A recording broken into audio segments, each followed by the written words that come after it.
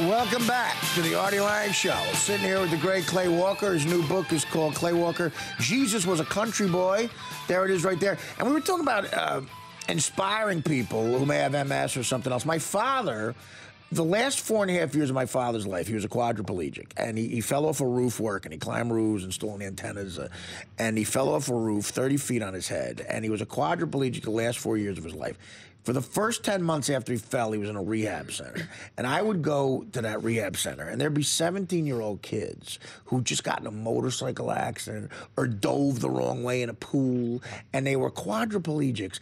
And the look on their face, you know, they're just looking out into the abyss. Like they had a blank stare, like their whole life is ahead of them, and they can't move from the neck down. And there would be guys there, interns, counselors, whatever.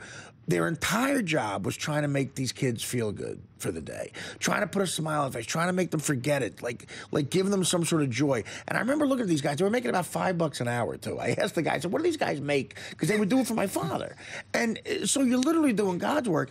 And to me, there can be no more important thing than inspiring somebody like that. Now, so did you go? So you went through a major part of your life where that's all you did, right? I mean, you went. Well, in the beginning, I didn't want to inspire anybody. Yeah, I was just afraid of the disease. You're feeling bad, and you know. I didn't know how to. I didn't know it could be managed. You know, I didn't know anything could be done about it. And unlike your father's situation, you know, they were starting to discover things, you know, that could help people like me. And you know, I got to tell you, you know, being relapse-free for 15 years, you gain a lot of confidence. I'm sure. And you want to give that excitement. And you got to tell people, look, back. I'm an example of, yeah, it can get better. You know? Yeah, I mean, inspiration can come in the slightest of ways. It's not, a lot of times it's not even just by being here talking.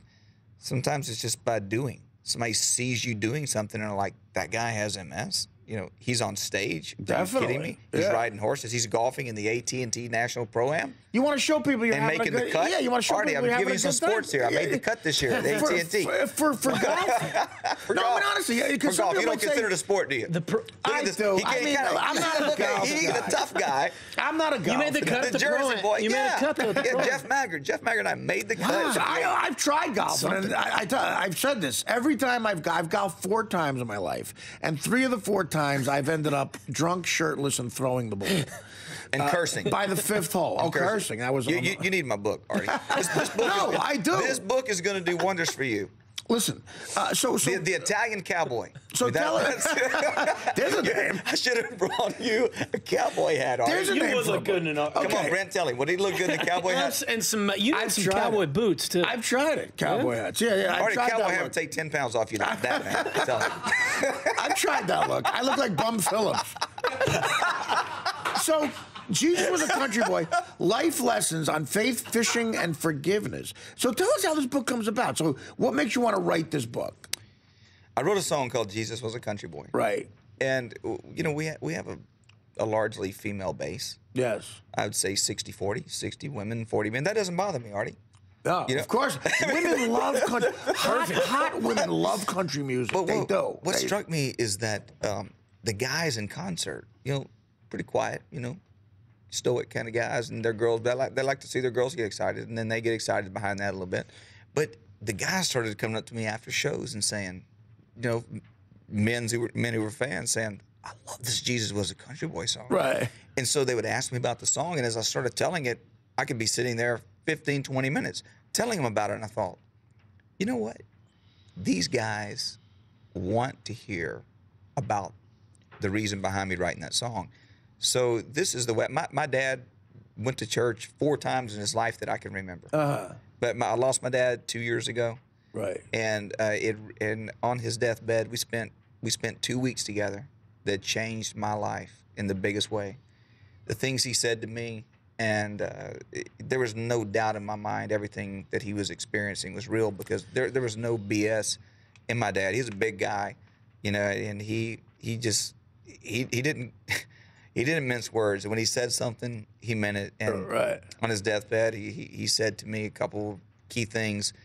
I said, Dad, do you believe in heaven? And I knew that he was going. And he said, and he paused about 30 seconds before he ever answered it. And there was just silence, just he and I in the room. And he said, it is there He said, for each one of us to know individually. Right. He said, the same way you know God, that's the way you're going to know heaven. And those words stuck out to me in such a way, and I believe them. You know, each one of us needs to experience what God is to us. And I don't try to define it what it should be to somebody else. And that's what the book is about, is finding out for yourself what God really is. I don't want to tell anybody what it should be, because each one of us should know it individually. Figure it out for yourself. Yeah, my father, you know, his entire life, my mother was a devout Catholic, but my father was like an atheist. Like he was like, you know, he would always say, "There's nothing." He would go, "There's nothing up there." That's what my father. The atheist quadriplegic. Yeah, well, before he fell. I mean, he would always go, "There's nothing up there." That's what he would say to me, because I would go to work. What did he do afterwards?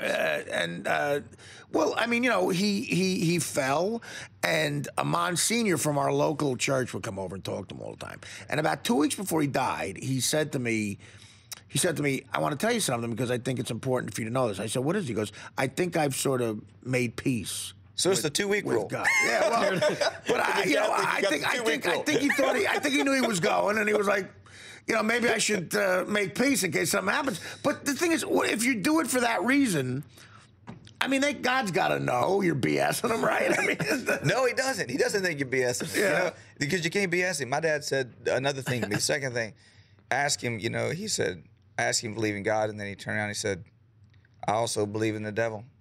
And so I'm sitting there, and I'm like, oh, man, this is very Yeah. He says, and you can't outrun him. Yeah, no, it's true. And he said, best you can do is be prepared to meet him right in the middle of the road. Right. And I was like, man. He's saying some pretty deep stuff. I was looking over my shoulder, man, like, is he in here right now? I'm saying, out of nowhere, there's some pretty deep stuff. And then the last thing that he ever said to me was this. Yeah, I said, you know, I said, Dad, I said, I want you to know that I have a great relationship with God. And you know what he did? He shocked me. He looked at me and he goes, why do you think that matters to me? He said, that's between you and God. Right. That ain't between you and me. That's between you and God. And it just shocked me, because Clay said, if you do good things, you're going to feel good about yourself. He said, you do bad things, you're going to feel bad about yourself. That's the last thing he said? Yeah. If you do good things, you're going to feel good about yourself. Last thing my father... You do good things, Artie? No, what I'm saying, I tried it. The last thing my father said to me, he said, I've made peace with God, and I'm fine with this affliction I have. And then the last thing he said to me was, Art, can I have 42 sleeping pills? I'm kidding. No, but Clay, listen. You did a good thing having me on today. No, I agree with you. That's your good deed for the day. I appreciate you coming here, because you know, you're a big star. But this book is, listen, I can't wait to read this. I'm going to check this out. I read a lot of books. I travel a lot. And I'm going to check this out. Clay Walker, Jesus Was a Country Boy, Life Lessons on Faith, Fishing, and Forgiveness. And it's based on the hit song. You know, I'm glad you're still around and doing well, buddy. Thank you very much, And I appreciate Artie. you coming I here. appreciate you guys for there's a camaraderie here on the show. Sure. I'm coming back, Artie. Come on back. We love it. We love it. And plus, you got twins. Yeah. Can't beat that. There's Jesus personified. There's God's good work. Clay Walker, Jesus Was a Country Boy. Come back for the last part of the first hour of the Artie Lange Show.